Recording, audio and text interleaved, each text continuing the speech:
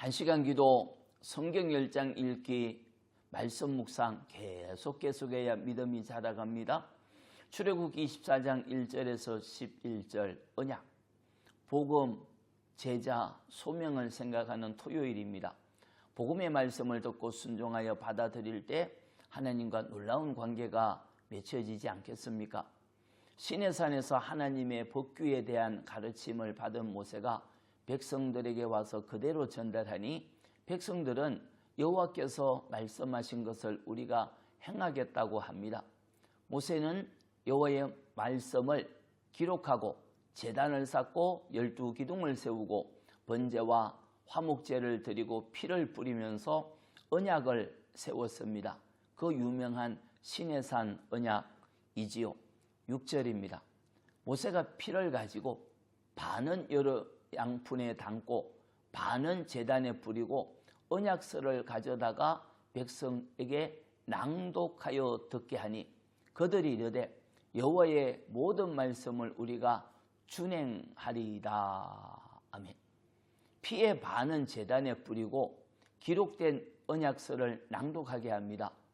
모세가 하나님께 받은 말씀을 전할 때 백성들은 우리가 행하겠다고 이미 다짐했는데 다시 기록하고 다시 낭독하게 하지요. 다시 듣고 다시 고백합니다. 여호와의 말씀을 우리가 준행하겠습니다 라고 고백을 합니다. 그때 모세는 제단에 뿌리고 남은 피를 백성에게 뿌리면서 여호와께서 이 모든 말씀에 대하여 너희에게 세우신 언약의 피, 언약의 피라고 하였습니다. 말씀에 대한 언약의 피지요. 피로 언약을 맺었기에 반드시 지켜야 하는 것입니다. 언약의 피를 뿌리기 전 백성들은 우리가 여호와의 말씀을 준행하겠다고 자기 입으로 고백했습니다. 우리가 준행하겠다는 원어는 우리가 행하겠습니다. 그리고 우리가 듣겠습니다 입니다.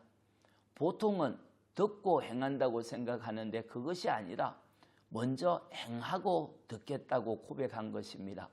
행함이 먼저입니다.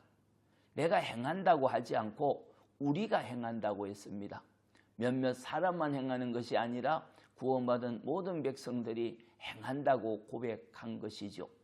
기록된 언약의 말씀을 행하겠다고 할 때 언약의 피를 뿌림으로 드디어 언약 백성이 되었습니다. 행하는 것이 먼저이고 듣는 것이 나중이라는 겁니다. 말씀과 법규로 이루어진 토라의 가르침을 행하기로 결정할 때 하나님의 음성이 들립니다. 행하지 않고 먼저 하나님의 음성을 듣기를 원한다면 들리지 않습니다. 주님의 가르침이 아니라 내가 원하는 것을 듣고자 하면 들리겠습니까? 내가 원하는 것은 나 중심이 되고자 하는 욕망이기에 하나님의 음성은 들리지 않는 것입니다.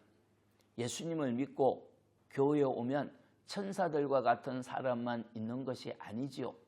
얄미운 사람도 많고 꼴도 보기 싫은 사람도 옆에 있고 모든 것을 주장하고 핸들링하는 사람이 가득하고 자기 중심이고 무책임한 사람이 사방에 가득합니다.